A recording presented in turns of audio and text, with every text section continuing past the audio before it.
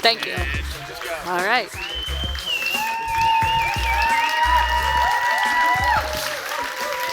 All right. Well, it is finally my time to be up here and have a little fun. I am super excited, again, just to be able to be here at a conference like this. As Michelle said, I have been in this industry for over 30 years now, if you can believe it. I actually started out in an orthodontic office where we were bending straight wire and tap welding bands. So what an evolution we have come through, even in the time from where I started to where we're at now. So what we're going to be doing is I'm just going to be talking to you about what does the evolution of our work week look like? What does the evolution of our month look like to our year? And I think all of this really ties in to everything that we have been hearing about through this entire conference. I am positive that every one of you has at least 3 items, right? At least 3 items to take back and go, wow, I've got something to take back, talk to my team that maybe wasn't here about. So we're going to start with kind of what have we been told over the years. And I'm sure many of you have been in the industry like I have for quite a long time, but many of you are new. We had the Great Resignation and the great hiring, right? We've got newbies in this group. And so we're going to just kind of talk about, for some of us that have been in this industry for a while, kind of what we've been told over the years and maybe where our mindset needs to go and what we need to change. So we've been told that more days equal more production. Who's heard that before? The more you work, the more you're going to make, right? So here's the deal. Let's just, and I'm going to make this super simple.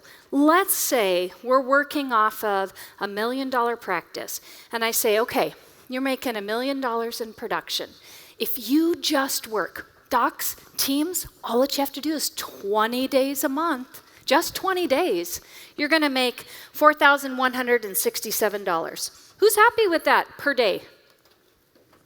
I don't see a lot of hands up, I wonder if something is changing a little bit here. How about this? We've been told appointment frequency. Let me tell you guys, it doesn't affect your production. Who's heard that before? The more you see your patients, because they really, really want to see you.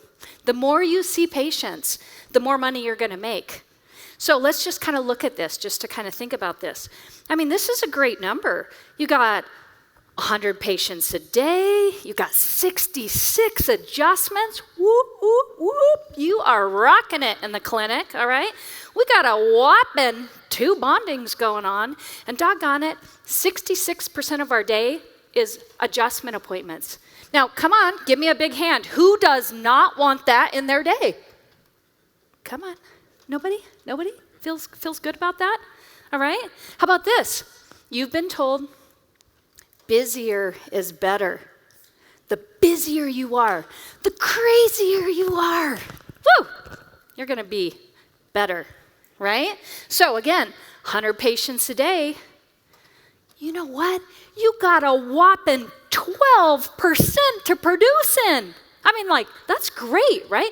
20 days a month at 100 patients a day every 4 weeks. And whoop, whoop, whoop, I got 12% of each day. I'm going to get to produce something. I mean, who wants that, right?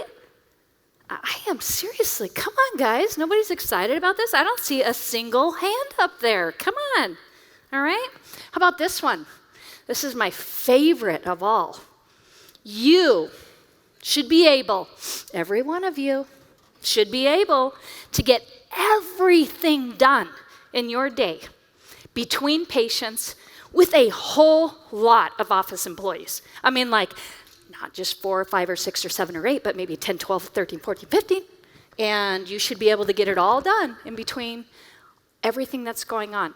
Who wants that, right? Again, darn it, no hands up. all right? But that's what we've been told, because let me tell you, I've been doing this for 30 years now, 30 plus years. We have been told that the harder we work, the more days we work, the more employees we have in our office, doggone it, we're going to make more money, and we're going to feel good at the end of the day, or the end of our weekend, or that week that rolls into another week, right? But here's what I'm going to do today. We're going to talk a little bit about reshaping your thinking. And if you haven't got this from everybody that's come before me, we are a new generation. We are evolving in our industry. And so we're going to really talk about what that means and what that looks like. So here's what I want you to think about. If you had that same $1 million that you were going to make in a practice, and I said, you know what, docs, you can do this, and all that you have to do is put in 12 production days a month, and you can make $6,944 a day. Who would want to do that? Is that a better? I don't see any hands still. Nobody? Nobody would want to do that? I think that's exactly what we want. What if you can do, and again, we know we can be much bigger than $1 million, but just take that basic number and we can reduce it and say, I can do all of this in 12 days, all right? So again, we can work 20 days a month, or we can work 12 days a month with patients. Look at that difference. That's pretty good, right? How about this? Remember how I said busier is better? Let me tell you, anybody who's ever worked with me, I tell my docs this all the time. I tell my teams this all the time. A busy day is just a busy day unless you've got production or new patients on your books. I want you guys to hear that. Front office teams, clinic teams, doctors who've been doing this a while. I'm thinking about one of them in particular that's in this room. No, I'm just kidding. I want you to hear this. Again, what did I say? Say it with me. A busy day is just a busy day. Unless you have what? Production on the books, all right? And that's coming from our new patients and from our starts. And our starts can come a lot of different ways, okay? How about this one? Appointment frequency does affect production. Think about that. How often you see your patients truly does affect your production. And I think we've been hearing this in all the different modalities of treatment out there. We know that, and you're starting to see this, the more we see our patients, or the less we see our patients, the more productive we're actually going to be.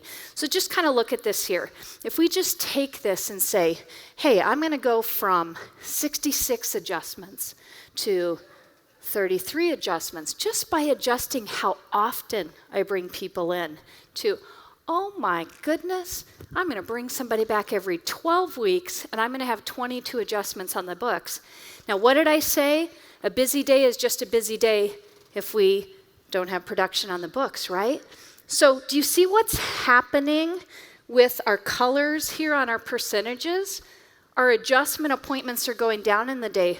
But guess what we're opening up room for? Production opportunities. And that's what we're looking for, right? So we can take this exact same day that we just had, and we can see 66 appointments, and we can take that to 8 weeks and see 67 patient days, down to 57 patient days every 12 weeks, and we can kind of see what's happening in our adjustments. But the number I want you to look at is look at how much more of an opportunity now you're going to have to produce. And what can we do with not only producing, but what it's also going to do for us is it's going to give us some time to do the admin part, right? Because I'm sorry, guys, we can't get everything done between patients. We just can't do it. Not if we want to deliver the patient experience that we want. So think about this. If we can take our days and decrease them, and we can take the amount of appointments that we're seeing on our days and decrease them. And we now have time to work on administrative things. What we're going to be able to do is start to build in admin days or non-doctor days. And so if we just kind of look at this, what I want you to see is we're going from 4 weeks to 100 patients a day to 8 weeks, 67 patients a day. And let's just say, I think Jill could be onto something. I think I could add in an admin day once a week, and I'm going to explain what this looks like here. And I'm going to actually even pull out some of my non-producing appointments. And I say non-producing, we don't make money on retainer checks. We don't make money on ERs, right? We're actually losing money every time somebody comes back into our practice on an ER. And maybe we're going to find an opportunity to get those appointments off of our books that don't necessarily require our doctor to be there, especially if we're using some of the tools we've heard about, some of these monitoring tools and different things that we can be using. So, and then the last thing I want to talk about is a bonus day. And I have a lot of my docs and I'm starting to work with them. And again, I'm going to explain this a little bit more. But they say, okay, Jill, you just told me I can go from 20 days to 12 days, and I'm saying patient days, and you're telling me once a week I can add in an admin day. Yep, you can add in an admin day. But what about the summer when I'm really busy? All right, well, you know what? Add in a bonus day. I like to call those our, whatever, just a bonus day. You can add it in, and you can add on production, or you can do your bondings, or you can do your scan starts. Or here's a crazy thing. Maybe you don't want to fill up your day with debonds anymore. And you're saying, I don't produce off of those appointments, and I'm going to put those onto a totally different day once a month. So I'm going to give you some tools to show you how to kind of build this out. And then the last thing is, I just want to go over this because I think this is so important, and this is probably one of the funnest things I've seen just happening in our industry, is that we don't need to get everything done with a whole lot of patients, with a whole lot of employees in between patients. And what I mean by this is, I love the idea that we have this evolution of outsourced positions. Now, what I don't want you to hear is, if you've got a job, I'm saying to the docs, scratch them, they're out of here, right? That's not what I'm saying. What I'm saying is, how many of you in the last year have hired at least one new employee? Okay, how many of you have chose not to replace an employee or a position? Great. Here's what I want you to know is we've got a lot of really great companies, and a lot of them are right here that can help us. Remember how I said we don't need to run with all these extra employees anymore. We need to get to our core positions and then think about, are there some? Maybe we're having a hard time staffing. This is a tough time. And I can't believe I just said the word staff. Ugh. But anyways, we're having a hard time finding team members to go into our office. So what I want you to think about is there's a lot of really great companies that have put together kind of our core positions to help you as doctors. And the reason I say plastic employee is because we're kind of moving from our P&L, when we look at our P&L and we say, that's our profit and loss statement, and we say, okay, how much do I spend in employee expenses, and then how much do I spend in business expenses? And I'm saying, what you need to be thinking about is we may need to be shifting a little bit the way we think, this evolution, and saying, maybe I don't need so much. Maybe I can run with a more core team, and I can outsource this and put this as a business expense in a different category to still help me get what I'm looking for. So I want you to really be on the lookout. And again, there's a lot of great companies out there that are here to help us. So we've got everything from companies that will help us if we need help doing our financials, doing our insurance billing, Doing our insurance verification. I mean, like, who loves that? Boo, right? Virtual treatment monitoring. We've heard about 2 great companies already that can help us be more efficient. Digital marketing. There's a plethora of great companies out there right now that can help us if we don't have the tools or the team members in our office to help us get to where we want to get to. How about new patient intake calls? We've got companies that, remember how I said we can work 12 patient days a month and maybe do 1 more admin day? Well, there's companies out there that's going to help us answer our phones nights and weekends now. A live person to do that for us. I will challenge any of you to find team members that really want to answer the phone on Saturday night at 6 o'clock, right? Retainer for life programs.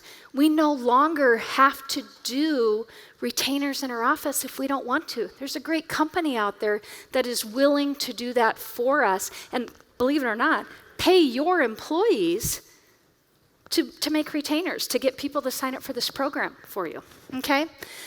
Ordering and inventory. Take that off of your team member's plate. Let somebody else help you find the best deal. Spend the time, okay? And then we've got, of course, digital labs out there. So what I want you to be thinking about when you think about the evolution of a work week is how do we decrease our patient days from 20 to 12, because I promise you can do it, and it doesn't matter if you're a small practice or a large practice. How can you decrease your adjustment and appointment frequency? How do we add in non-doctor and admin days? And we're going to talk about that in just a minute. And then, is it something that we should consider? Are there some positions that maybe we don't want to fill or we're having a hard time filling that another company could do for us? So, I know you've seen this before. It has my name on it. I didn't coin this phrase, but I say this all the time. You need time. We need time as business owners. We need time as employees, as team members to work on our businesses. So let's just kind of talk about what this looks like. Now, this is a very generic example because all of you have got very specific needs. And when I work with clients, I always say, you know, we take a very customized approach to what we're doing when we're working in your offices. But just kind of think about this. So I have a lot of doctors like, Jill, like, I'm visual. Show me what you're talking about. How can I possibly work 12 days a month with patients? And then how can I have every other week where maybe I could do a 4-day weekend? What would you do with yourself if you got a 4-day weekend every other week, right? So here's just kind of an example of how this can work. So let's just say you've got your 3 doctor days. We just kind of talked about how that works. And then we throw in an admin day. And your team actually gets to work on the business. So when you're working on your doctor days, you know what's going on right there? It is all about patient experience. It's about patients getting the experience that you want them to get instead of coming into crazy town, right? Okay? On our admin days, our team is actually, and you as a doctor are actually getting to work on your business. And then I just kind of threw in where bonus days could go. So we're going to kind of talk about what this looks like. So let's talk about the admin days. So first off, we have our treatment coordinators. And you're saying, well, what could I possibly do to fill up all of my time if I had a day a week? I don't think I have any treatment coordinator in here that would say, I just wouldn't have enough work to do. Do I have any treatment coordinators in here that would not have enough work to do if you had an entire day a week to get your stuff done, right? Like, here's just an example of some of the things you can work on if you have a whole day once a week dedicated to just doing business, right? Not necessarily working with patients. Or how about this, our clinical assistants? You know, I'm sure you guys definitely don't have things to do, right? I mean, besides the retainers that you need to make and maybe the virtual adjustments that you need to do and blah, blah, blah, blah, blah, right? So think about this, your clinical assistants. This is just a small list of what you could be doing if you had a day a week, just a day a week dedicated 8 whole hours to do what you need to do to get caught up. How about this? Our communications coordinators, look at what you could get done 8 hours a week. Doctors, think about this. How productive can your team be if they can get all their things done? Our financial coordinators, same thing. We get to do all of these things here. And then doctors. And I work with a lot of doctors all over the United States. And the number one thing I hear is doctors want what? More time. More time. So imagine having 8 hours a week dedicated to working on your business so that Fridays, Saturdays, Sundays, maybe even a Monday, if you got a 4-day work week, you get to go have a life. A life. Really, how exciting is that? So that's kind of what thinking and rethinking about the way we structure our orthodontic work week looks like. The next thing I want you to think about is how do we do this? Because I get asked this a lot. Yeah, Jill, I can see all of that, but really, how do I plan this out? And the best advice I can give you is to use block time scheduling. How many of you, just in your own personal life, block out your time that you're using? Perfect, I've got a couple people. Block time scheduling, myself, my team, we live by block time scheduling.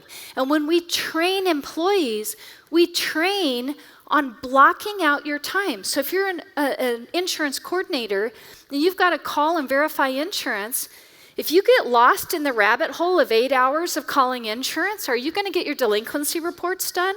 Are you going to get your patient follow-up done? No, we have to block out our time. I'm going to spend 2 dedicated hours working on calling insurance. And when I'm done, I'm moving on to delinquency reports. And when I'm done, the next hour, I'm going to go on a walk because I need to get my booty out of this chair, right? And then whatever it is. And I think doctors to team members, you guys have to do this or your day will be wasted and those 8 hours will mean nothing and you will not get anything done. So for any of my stranger things, people out there, coffee and contemplation. Everybody needs time for coffee and contemplation, all right? But I'm serious about this. Put it on there. If you are going to do something, if you put it in your book, if you put it in your calendar, if you want to improve yourself, plan it. If you want to get your work done, plan it and give yourself permission to start a project and to stop a project and to start a project and to stop a project, all right? Because that's how we get through that litany of things that we have on our list to do. So let's talk a little bit about bonus days. I used to have a doc that called these Power Mondays because he liked to say, hey, if I have to throw in an extra day, it's that crazy summer day, and I just have so many starts coming in. I want a Power Monday. That's what he would call it. But what we would do is we would look at the schedule and say, I'm going to pick a day in my month that I'm going to dedicate to production appointments, maybe to debond appointments. It would depend on the month and what we needed help with, right? I'm going to dedicate half of this day to taking off braces, and I'm going to dedicate half of my day to putting on braces. Maybe I need an extra day just because my phones are ringing off the hooks, my texts are going crazy, and I need to get more patients in.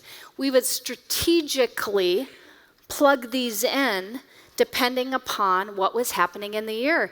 Maybe you're always off on Mondays and President's Day is always a nutty, crazy day and you guys want to capitalize on that day. That might be your production Monday, let's just say, on that particular month. But that doesn't mean you need an extra day in May when we're all like, come on, is the phone gonna ring? You know what I mean? Okay? So our bonus days can be used for appointments for patients. Or here's something to think about. we need our admin days, right? I just showed you all the things that we're doing. Maybe our bonus days are going to happen for our team meetings, our team trainings, our seminars that we're going to go to, our team outings, or here's something, we're actually just going to take a day off, docs. You know what? You're actually just going to take a day off and be like, I can produce in 12 days, I can work on the 4th day, and I can just go enjoy my life and my family and do why I got into this, okay? So we're going to kind of evolve now and move out of what we do with our work week. And I just want to kind of talk to you about team meetings because I feel like we are even evolving in this. And so we're going to kind of talk about our daily morning huddles, quarterly meetings, our yearly meetings, and something I like to call rhythm meetings. So how many of you have a daily huddle? Great. How many of you don't think you need a daily huddle? Oh, you're brave. Nobody put their hands up. From every consultant in here, we may do it a little bit different, but we are all in agreement that you have to know how to handle your day, right? And I believe that in our work week, you have to set aside some time at the beginning of your day. I have some offices that are like, well, we don't want to do it in the beginning. We want to do it every lunch hour or whatever. Everybody's got a little bit different. But I believe as a team, if you want to be successful, you have to connect as a team. And I think we do this by our daily morning huddles. And, what we can do in that huddle is here's just kind of an outline of what I say to do. Now, again, there's consultants that'll give you a whole seminar on what you should do in your morning huddle. But for me, it's about how do we avoid issues in our day? Because none of us want to be reactive to things that are happening. We want to be proactive. So our communication coordinator is letting us know when's our next available adjustment, when's our next available start, when's our next available debond appointment if that's what we're doing, how many non-patient days or weeks are coming up. How many times do you guys get into your schedule and you're like, why is this week so dead?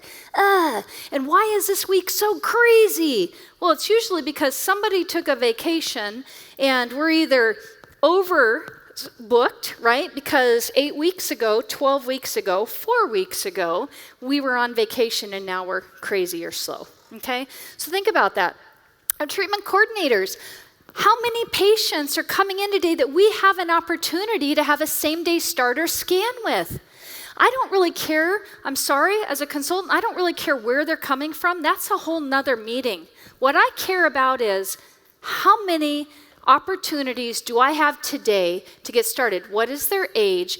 And who's going to be able to take that same-day starter scan for me? If I'm thinking about that, if I know that 12 o'clock, Johnny is 12 coming in, and Samantha is going to have some availability, am I going to be reactive or proactive to that when Johnny's ready to start? We're going to be ready to go with that, okay?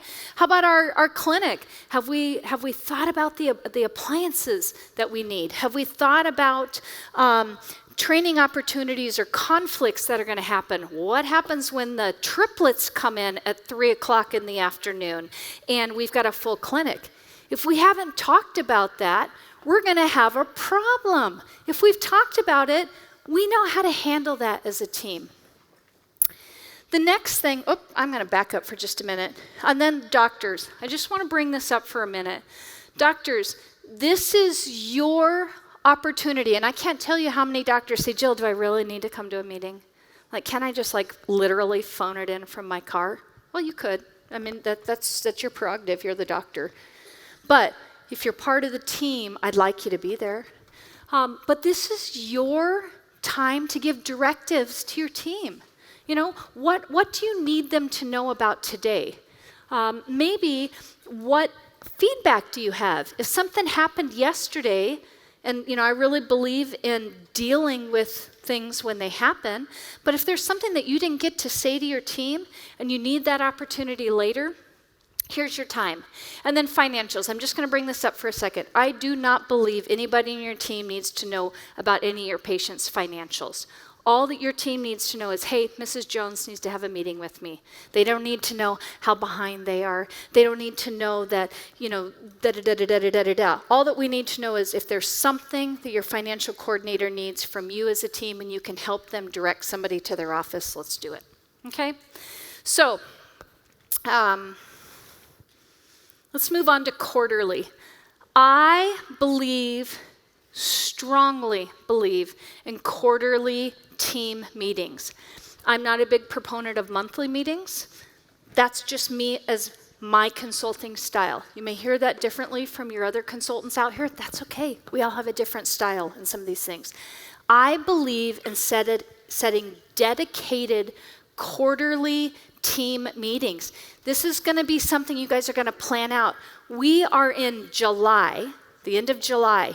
If you guys kind of start to put these things in place, by next year, you could have a whole new schedule. You could have team meetings planned out. You could have all kinds of things if we start thinking about this now. So quarterly meeting. I think it's super important that we are reviewing our quarterly goals. We're reviewing our team values. And this is just kind of a very, very generic outline. We would get into this a little bit more. What's your strength, your weaknesses, your opportunity, and your threats? What's your SWOT for this quarter? What's something new that's come up that you guys need to be talking about as a team? How about what's going on marketing-wise? What's our team training objectives for this quarter? What are we going to be working on? All right? Any concerns? And then options up for discussion. So these are just an example, but I highly believe if you want to be an effective team, you need to be doing quarterly meetings. As a consultant, my team, we meet once a quarter. We have weekly meetings. We do quarterly meetings. It's very, very important. The next thing is our yearly. I believe every office, and I think if there's one takeaway point that I could give you, is I believe every office should dedicate their self as a doctor and their teams to doing a state of the office address at the end of every year. I think you should plan a whole day for this. And what you should be doing is reviewing your yearly, I'm going to back up for just a second. Reviewing your yearly goals. What did we do well this year? Did we hit our goals? Did we not hit our goals? And what are we going to do in our next year? I think that you should be setting your next year's goals so that everybody understands. Are we going to grow? Are we okay staying flat? Are we going to introduce a new product into our system? I mean, who knows? Are we going to plan for CE opportunities? If you guys are planning ahead, you can fit your schedule around going to CE opportunities, right? Reviewing your marketing efforts. Where are we getting patients from? Is there anything we need to change about how that's happening? All right?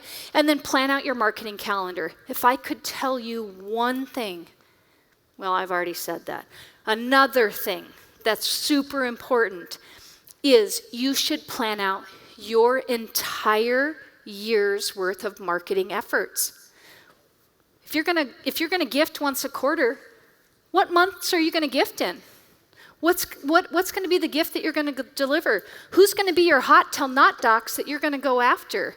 If you're going to do community events, what things do you want to do and what months is that going to happen in? If you're going to do your social media planning, if there's something specific coming up in certain days, when are you going to do that? What are your core marketing pillars that you're going to stand on, that you're going to try and be pushing out marketing material to? If your team goal is to start doing TikTok videos, well, when are you going to record? When are you going to push them out? Who's going to be in charge of that? This is what these yearly state of the office addresses should be about. And it should be about the whole team being a part of this. So here's just kind of an example of our yearly team meeting outline and what that's going to look like. And again, this is super generic. Each of you are going to do something a little bit different here. But I hope you can hear from my passion as a consultant how important these meetings are. The last little bonus that I think that we should be doing in offices, if you can, is something called rhythm meetings. And I like this because it's like kind of a check-in with your core team members, all right? And this can be done doctors to team members if you're in a smaller office. Could be doctor to office manager to core team members. But if you can make this happen, maybe it's going to happen every other week, or it's going to happen once a month. It's going to be aimed at giving your team an opportunity to give you feedback, because we don't get that opportunity very often.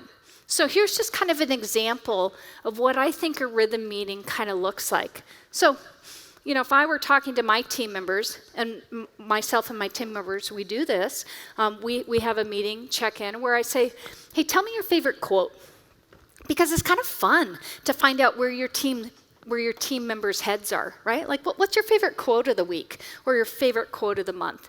Tell me a pick and a poke. What does that mean? Tell me something really great that happened to you this week, this month in the practice. Like, what do you feel really good about as an employee? And then I want you to think about your poke. Like, what did you not do well? What do you not feel good about? What are you holding on to that you just need to get off of your chest? Okay? Your pick, your poke. How about this one? What are 5 objectives that get you moving in the direction of your personal quarterly goals? Not the office's goals, but your personal quarterly goals. What do you want to do as a team member in my office to move you somewhere else? Okay? What's your mindset? Dino talked about this yesterday. What's your mindset? Where are you at? What can I help you with, right? What's your big, hairy, audacious personal goal? I love that. You know what? If your whole team is saying, I want to get in shape, well, quit bringing in donuts for them and bring in fruit, right? Stock the refrigerator with bubbly water instead of Cokes. Whatever it is, okay? And then I think this is the most important things. Docs, I want you to hear this. Office managers, please hear this. What do you need from me? Just think about that. What do you need from me? It's not what do I need from you. What do you need from me? Do you need more training? Do you need more continuing education? Do you need more of my time? Like, what is it that I can do to help you be a better employee? Because what do we all want? We want longevity of team members, right? This is the one thing I can say, we have moved away from the generation where an employee stayed in a practice for 20 years. We are lucky if we get 2 to 3 years out of employees anymore. So I really believe that if we can start having some of these check-ins, it's really going to help us with that longevity problem that we have. So as we kind of wrap up here, what does a rhythm meeting flow look like? It's either doctor to core team members or doctor to clinical leads, and then they may be having that out. Every office is different. This is going to work out a little bit different, but I believe if you can add this in, it can really make a big difference in your practice. So here's where I'm going to leave you guys with.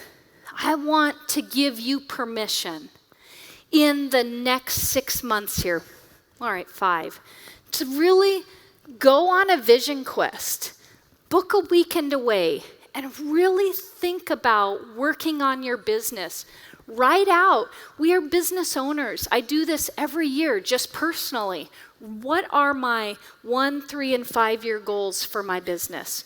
What is my quarterly goal? What is my 6-month goal? What is my yearly goal? What do I need my team to know? Am I happy with my work-life balance? Am I happy with where things are going, and can I make some adjustments? And then this is the hard part, the little self-reflection, but what are my successes? In the pinch, what were my failures? Because failures aren't bad, it just gives us an opportunity to pivot. just gives us an opportunity to say, that didn't work out quite the way I thought it would. I'm going to change my mindset and I'm going to move to the next direction. So here's what I hope is that when I talk to you, when I see you at another conference, somebody's going to come up to me and say, Jill, I evolved. I was able to do it. I've got work-life balance. I've moved from 20 to 12. I've done this. I've done that. So I just want to thank you so much for being a part of this. And if any of you ever have questions, please, please, please reach out to me.